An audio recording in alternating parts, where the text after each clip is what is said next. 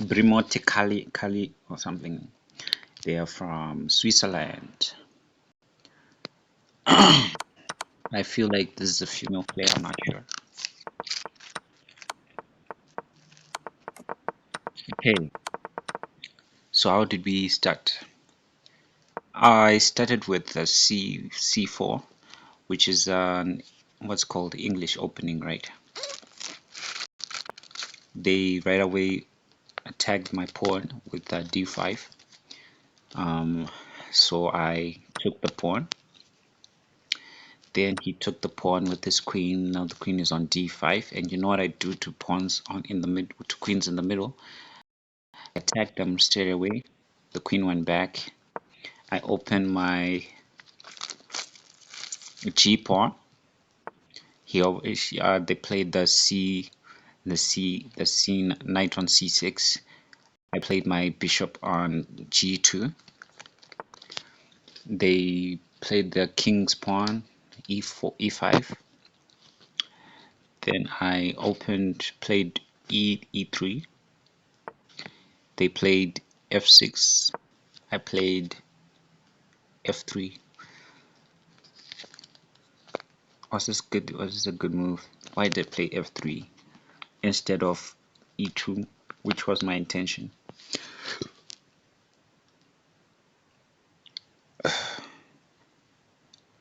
I played E3, and any moment that I'll be attacked with the pawn on the E file, it can later might go on E4. But if I put my knight on E2, then I could go on D4 or F4, and I could put my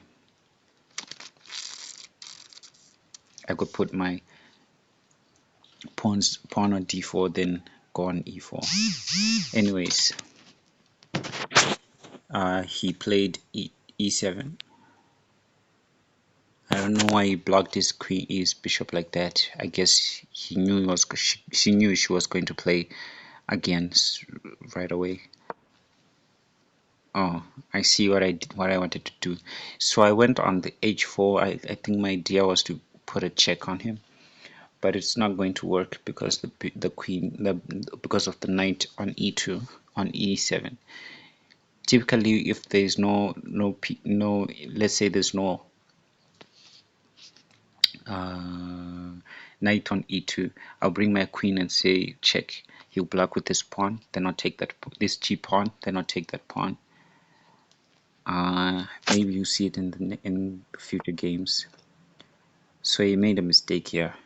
He put his knight on F5. So I right away did what I was talking about. I put my queen on the H5 square, because now the only way to block that square, the only way to move here is to move your king, or to block with the pawn. She blocks with the pawn, and if you block with the pawn, okay. I attacked the bishop. I took the knight on C6. I'm going to double up her pawns, their pawn, and that's gonna make those pawns double up, and that's gonna be a weakness. And I'm going to continue with my attack. I'll take the pawn on G6. They decided not to, not to let me continue my attack. That's a good move. Now I can only retreat, but I'll still have to stay in the H file to protect my knight. So I move to H4, still attacking my queen. Go back. I go back. I say, you know what? You can take the knight on G6. They say thank you, and I say check. See, that weakness is now working to my advantage. I think I had realized it when I went there on F3, Queen F3. But still, I'm still in trouble because he can block with the bishop like so. I just went back. So I have he's leading with 1 point. They're leading with 1 point. I've lost 2 pieces though. But the pawns, they're in such bad shape. Okay, so now I'm just trying to get more pawns here. I could have just taken that other pawn. Threatened the I should just chase the knight on with g4 and then take another pawn. Then it'll be 4 pawns. Anyways, my idea was to develop my pieces, I guess. He moved back. That was a bad move. Why would you protect that pawn, then you abandon it like that? Abandon the pawn. So I take the pawn. Now I have 4 of his pawns, and he only has one, and the king has to move. It blocks the king again with the pawn. I move my bishop to b2. Bishop to b2. I guess I knew that once I move my f pawn, that file will be open.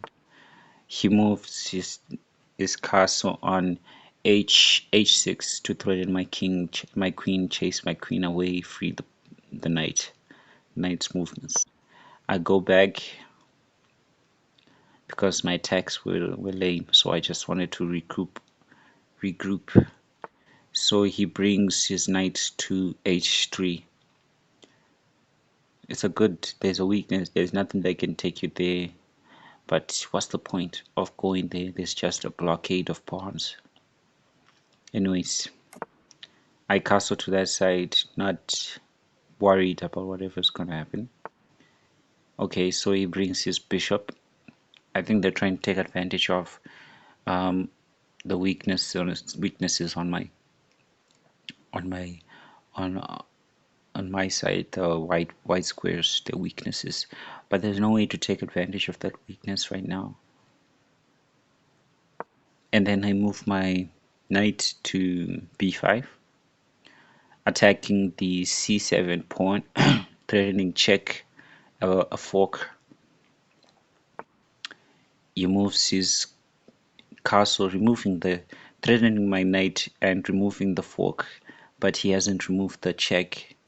I do the check him. His king definitely has to move now. His king goes in front of his queen, threatening my knight on c7 with 2 pieces. Then what happens? Oh, I give support to my knight by adding another attacker, c7, c, the rook on c1. Then he brings another attacker, another threat on my knight. That's d6.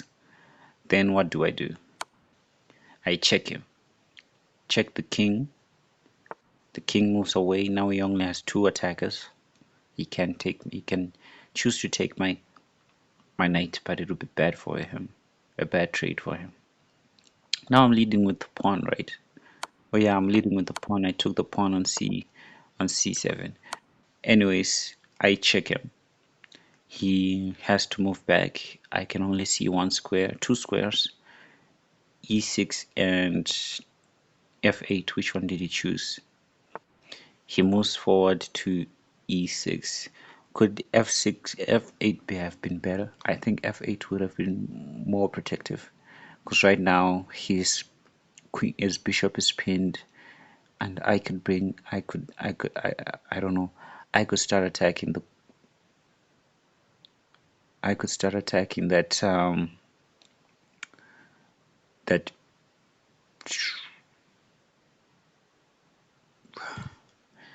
bishop somehow. Maybe not even like that, but it restricts movement, so it's good for me. So we are in the center, right? We've got the knight or castle, we've got the bishop, and we have got the queen. So what's next? Oh, I did a check right away. Check the queen, the king. He trades queen with knight. I take the knight. He takes the knight. I take the queen. He takes the queen. I take the knight. I guess, so who won this trade? So it's like One, it's like one. So it's like one. Oh, it's an equal trade. It's an equal trade, but I'm still leading in pieces one, and I've got a central control. Seems like the castle on h3 is very passive. It's not working, and I have to bring my other castle into the fold. So I threaten the bishop on e2. The bishop goes on d3. I attack the e pawn on e5, pawn in e5. E5 goes to e4, blocking my center. I threaten the castle on h3. I should just attack with the castle, or should I just put my castle on e1 to c1? Anyways, I do another check. This check is good because I can take the pawn, f pawn, which is already threatened by my bishop. He blocks it. He blocks the check. I take the pawn anyway. I take the pawn because if he tries to take the bishop, I'll take the knight. So it threatens my castle. I trade the castle. Now he has to take the castle before he takes my bishop. Then he takes my castle. I retreat my queen, my bishop to c3, protecting my side. Now I have two pawns in front. Okay. c3. I probably protect this bishop with my knight, my castle right there. Okay. She goes to a3, but for what? Okay, I decide let's trade. I have more pieces. Let's trade. He decides not to trade with me, but to threaten my bishop pawn. Threaten my bishop pawn on c2, trying to, shake me. I just trade the. Okay, I decided to trade the knight. I should just taken the castle, honestly. Now you just check me like this. I'll go to h3. You take my a2.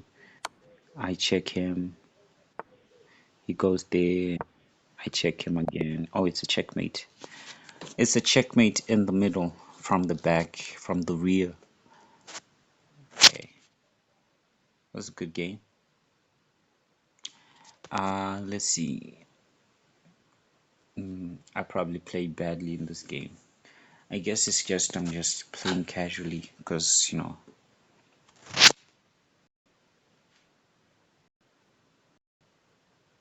we are not going down. I'm not subscribing. I'm just gonna play chess. Let's see. Let's see. Let's see.